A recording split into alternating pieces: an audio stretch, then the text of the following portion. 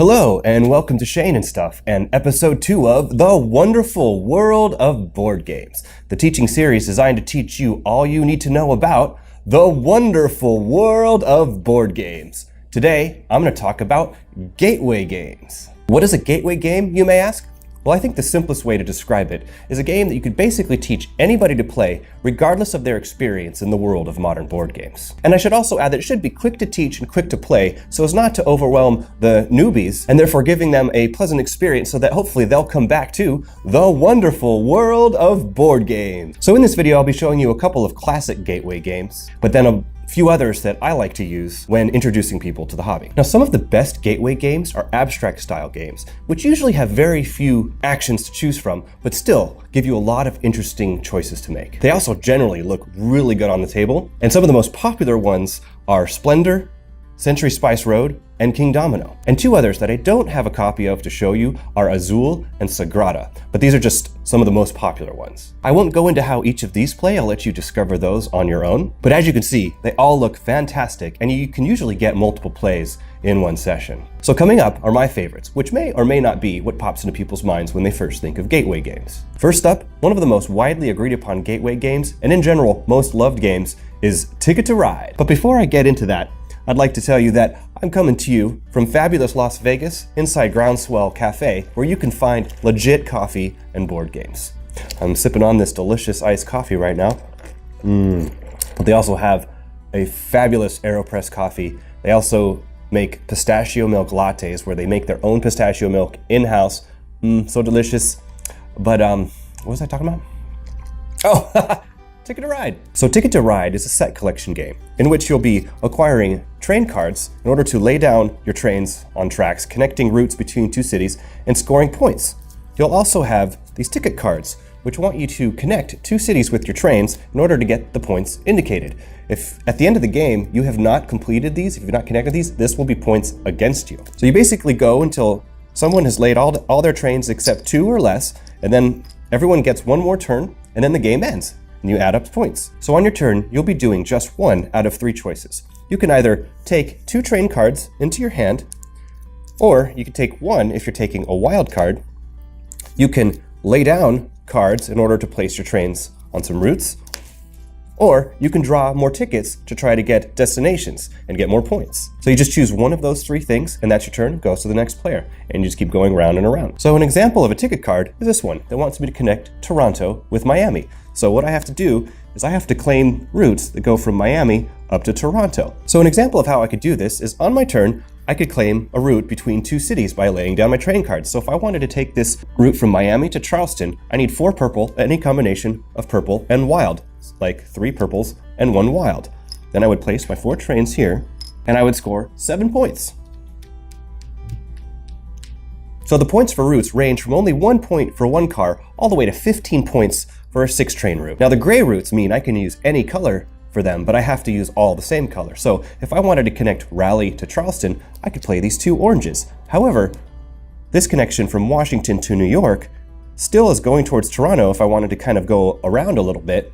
So I might want to use those oranges to connect there because I can always use 2 of any color for these other gray routes. Now sometimes you might get blocked by other people's trains who have claimed routes that you're trying to use to connect your cities. But it doesn't matter. As long as you can have a continuous connection of trains all the way there, you can go all the way around here, come up here, and connect Toronto to Miami. So that's pretty much it.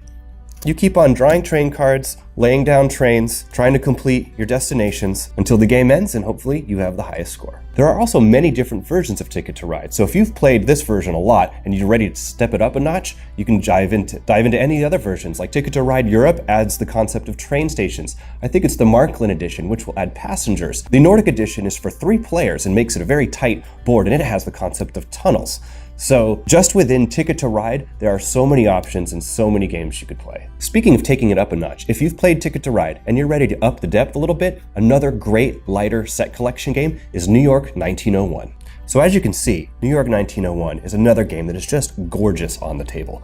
In this game, you'll be drawing cards that are going to give you lots to claim, and then you can build buildings on those lots. And these buildings are in these Tetris-like shapes. So you've got to plan where you're claiming your lots and how you're gonna form your buildings. So all of the lots either consist of just 2 spaces or 3 spaces marked by these flower symbols. And so what you do is you take a lot on your turn, and I could put a worker now and claim 1 2-space yellow lot. I'm gonna put this worker here and hold on to that spot. Then it'll go around, come to me again, and now if this card's still here, I can take this, and I'm gonna claim this 3-space lot. Now after you've claimed a lot, you have an option to build a building. And so since I own these 2 lots, I can put any building in that space that fits.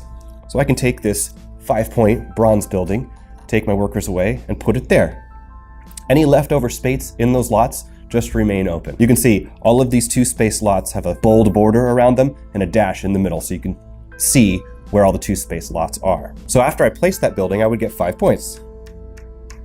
Now, as long as I've crossed the 6-point threshold, I can start building my silver buildings. And then I need to get to 18 points in order to build my gold buildings. Now, in order to maximize points, instead of just building silver and gold, what you want to do is demolish older buildings that you have and build on top of them. You must always build on top of an inferior technology building with your new building. So I can't build a silver building on top of a demolished silver building. So you have to be careful because you can run out of room. So on a future turn, I can then choose to demolish this bronze building, and it's just going to go back into the box, and I can place this building in that space, and it's the perfect shape.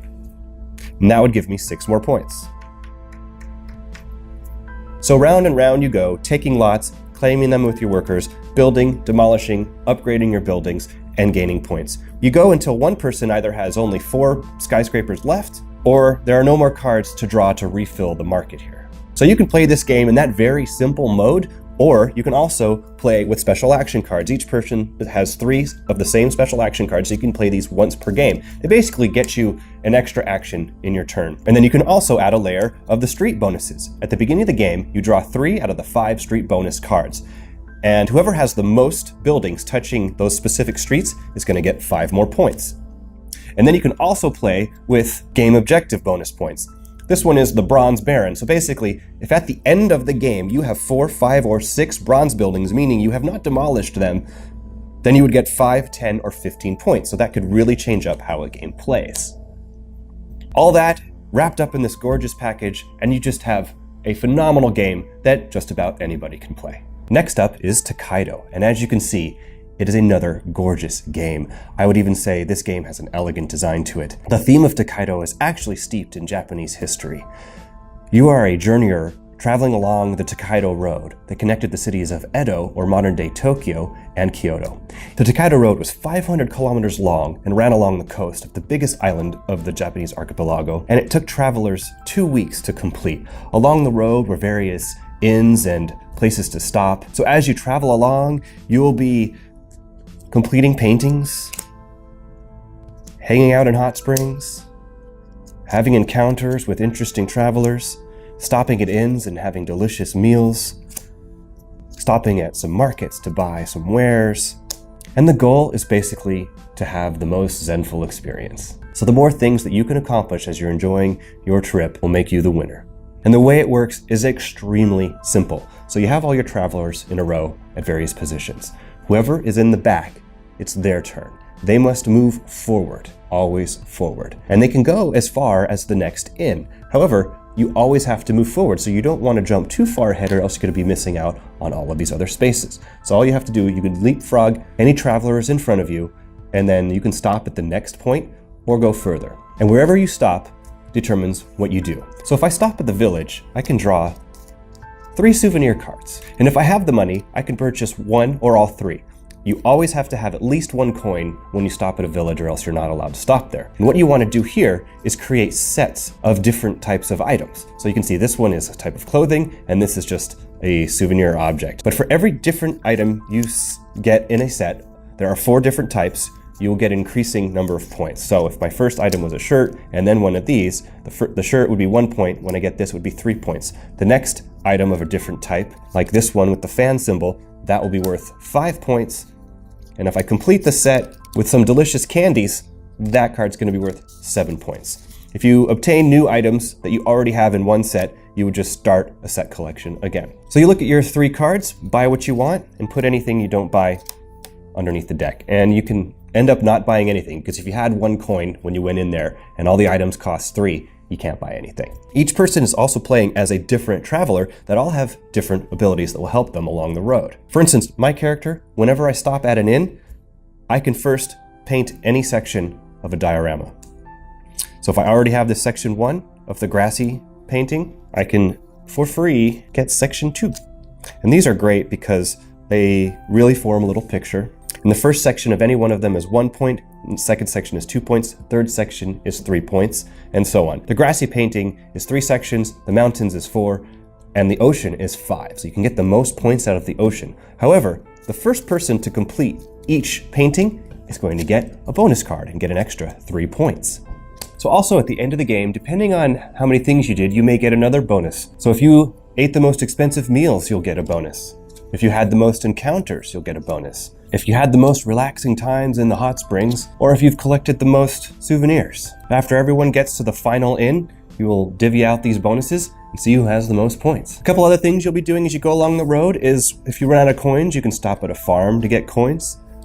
If you go to the temple, you can give up to 3 coins to the temple, and whoever gives the most coins to the temple at the end of the game is going to get 10 points, and other people will get points as well. You also get a point for each coin at the time you give it. And that's pretty much it. Some of these spots have a second position, which are used in a 4 and 5 player game, but in a 2 or 3 player game, you will only use the positions right along the road. When you get to the inns, just like every other part of the game, last in is first out. And that, in a nutshell, is Tokaido. Next up is Star Trek Panic. Star Trek Panic is a co-op game where you actually work with the other players around the table to beat the game. Some of the more common introductory co-op games are Pandemic or 2 other games by the same designer called Forbidden Island and Forbidden Desert. And these are great examples of co-op games as well, and I would put them all in the gateway level. However, I wanted to show you a different gateway co-op that's a lot of fun, Star Trek Panic. So in Star Trek Panic, you and up to 5 other players are each going to take on a role of one of the original Star Trek characters. So you have Spock, you have Chekhov, Sulu, Uhura, McCoy, Scott, and Kirk. Each of them has a special ability that they'll be able to do on their turns. And basically what you're going to be doing is you're going to be trying to achieve objectives in order to pass missions. And remember, Star Trek is on a 5-year mission, so if you complete 5 missions, you win the game. Basically, as you try to achieve these objectives, you're going to be attacked from all angles, from all sorts of enemies, and you'll be playing cards on your turn to fire at them, to put up shields, and to do other various effects. So on your turn, you're going to draw up to your hand limit. Then, if you've passed a mission, you're going to reveal the new one. At this point, you could trade a card with another player, and then you'll be taking your current turn by playing cards. So right now, I have these various threats around me, and this one is in my rear-facing long range. So if I play this long-range phaser card that can shoot in any of the regions, I can hit this guy for 1. Boom, take him down a notch. Also, on my turn, I could commit cards to the mission. So this mission requires 2 commands, 1 science, 1 engineering, and 1 medical. So I can commit this card as 1 command, and that goes towards the mission objective. After I've played all my cards, I'll see if we've completed the mission. If not, all these threats are now going to move and shoot at us. When we get shot at, if we have shields up, we're going to take 1 damage on the shield. So we put one of these damage tokens on there. If that shield gets hit again, boom, shields are down. After a shield is down, if we get hit, we're going to take damage to the hull. And that is not good, because once you take another hit, then that part of the hull is destroyed. Any new hits on a destroyed hull, you will be discarding cards from the deck, which is greatly going to hurt your chances of survival. After all the threats move, you're going to draw 2 new threats from the bag, and these range from new enemies like cloaking Klingon ships that when they move, they will cloak. You can't fire, they can't fire on you. And when they uncloak, you roll a die, and they could appear left or right of where they are, or right where they are and shoot at you, so you never quite know what's going to happen there. You can also draw a comet, which basically you roll the die, you look at that facing, so I rolled a 1, this is facing 1. That comet is going to come flying through facing 1, destroying everything in its path, and hitting you for 2 damage. You can also get other things like temporal distortions, supernovas, all sorts of things are going to happen to you while you're playing this game. When your turn's done, goes to the next player, they draw up, and they go through the turn order. Also, when you check the mission status on every turn, most missions will have a timer, so you tick this down, and if you don't complete the mission, in the time you have to complete it, you just fail and you have to start doing a new mission, which is bad because you're probably going to take damage during that mission. And so failing one keeps you further from your goal of winning, and it's just going to be harder. So the game has all sorts of missions that reference good old Star Trek episodes like The Trouble with Tribbles, of course, you have the Doomsday Machine, and you have the Naked Time, everyone's favorite shirtless Sulu episode. So that's basically it. Also on your turn, you're able to move the Enterprise by changing its facing once or moving forward. And if you move forward, basically any tokens that are in your front facing are going to come closer to you. So some of these missions include maybe rescuing a ship. So it's going to be out here. So you're going to have to turn the ship once per turn to face it. Then you're going to have to move forward and bring it close to you.